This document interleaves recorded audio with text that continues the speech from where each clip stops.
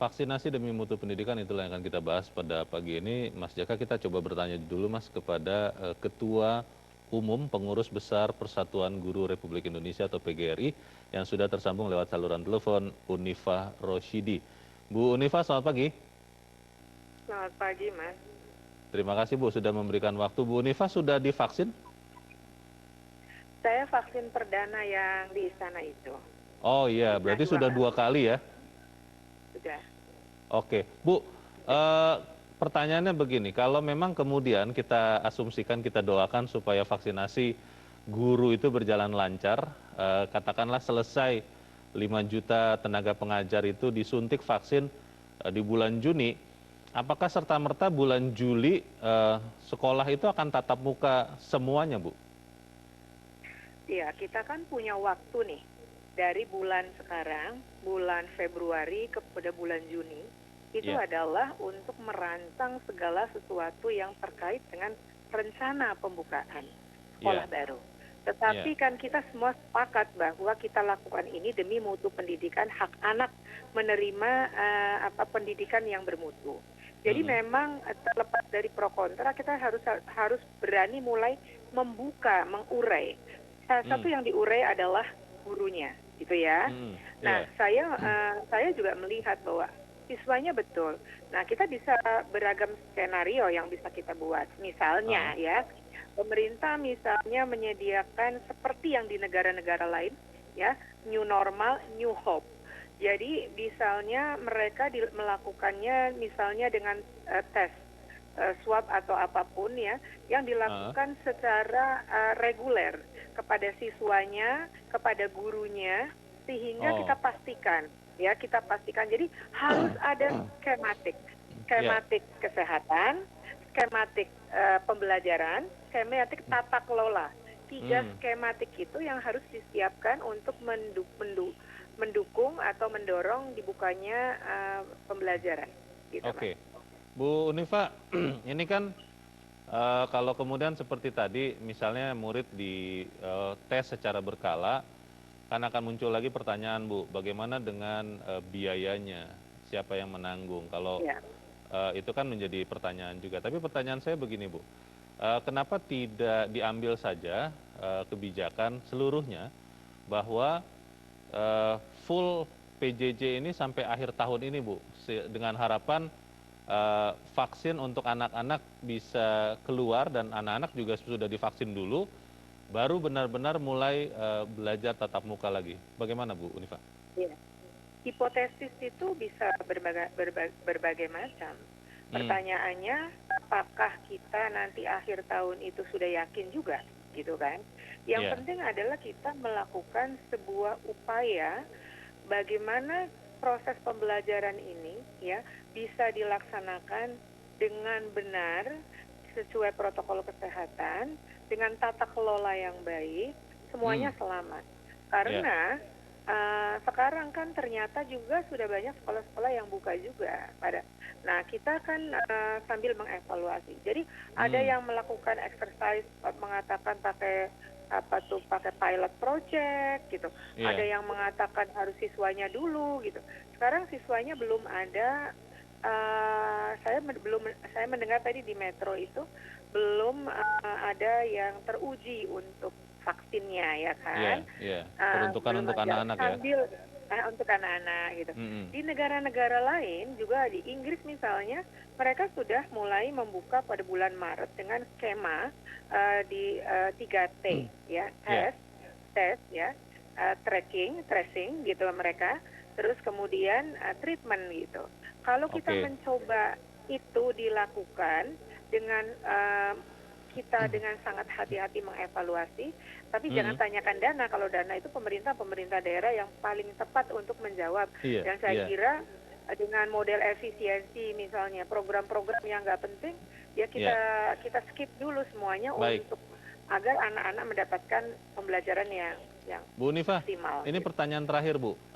PGRI sikapnya seperti apa? Apakah memberikan otoritas kepada masing-masing daerah untuk memutuskan bagaimana nanti di tahun ajaran baru bulan Juli, atau berharap itu satu keputusan yang diambil oleh Kementerian Pendidikan dan Kebudayaan yang berlaku umum nasional, apapun dan dimanapun daerahnya. Bagaimana Bu Nifa?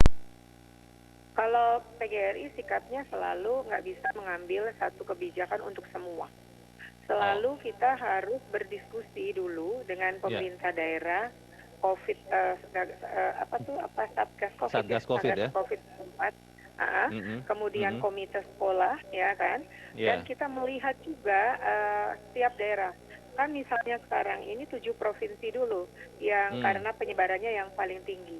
Kita akan melihat, tetapi begini, yang harus semua orang pikirkan adalah semakin lama anak-anak ini, keselamatan yang utama ya.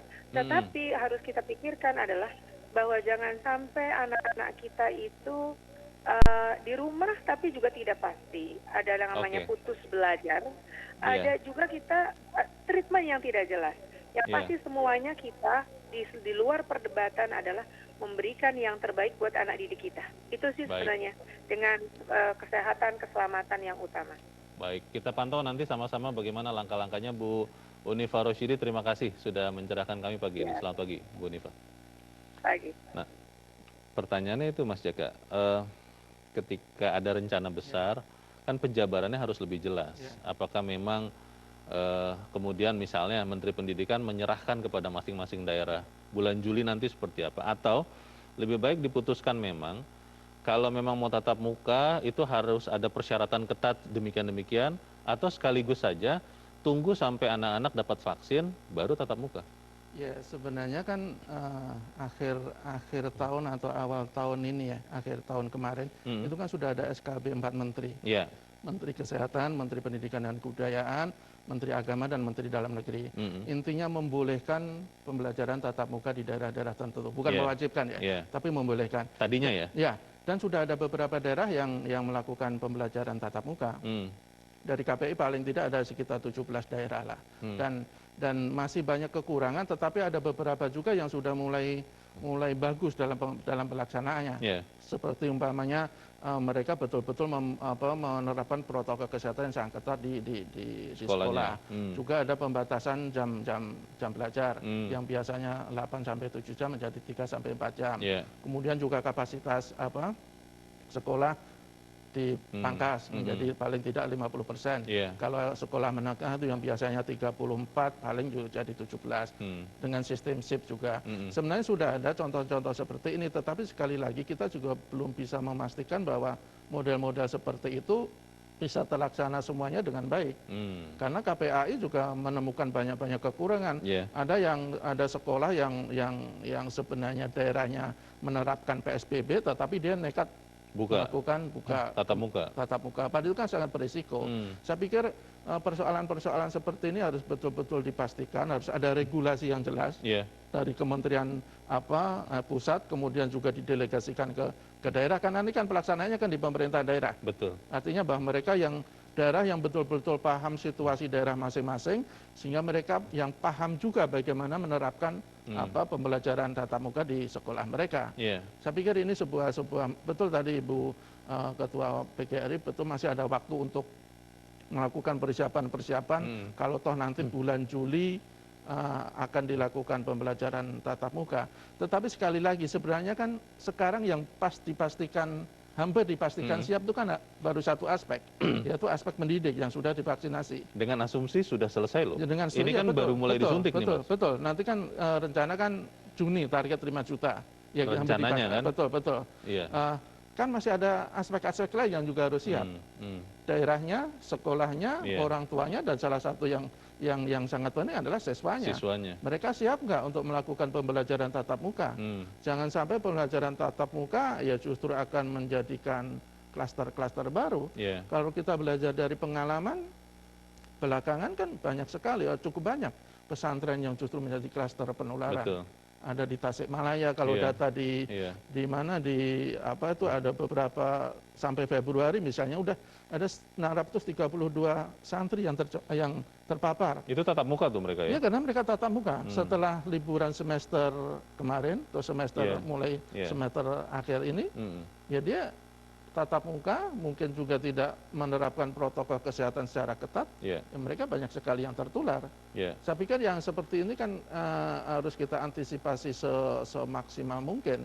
Jangan sampai nanti anak-anak yang belum bisa mendapatkan vaksin, karena memang belum ada vaksin untuk anak-anak, Oke. itu justru akan tertular. Harusnya sih ketika ada ujaran atau rencana besar dari Ya. pemerintah pusat, itu sudah disiapkan ke bawah ya, karena faktanya beberapa sekolah itu masih belum tahu bagaimana rencananya. Ini Ya. waktu tinggal 3 bulan, ini Februari sudah mau habis Mas. Ya. Apakah waktu ini cukup? Karena kita sedang konsentrasi juga ke vaksinasi misalnya. Ya. Bagaimana ini dilakukan, kita bahas di bagian berikut, dan pemirsa tetap bersama kami, Editorial Media Indonesia segera kembali.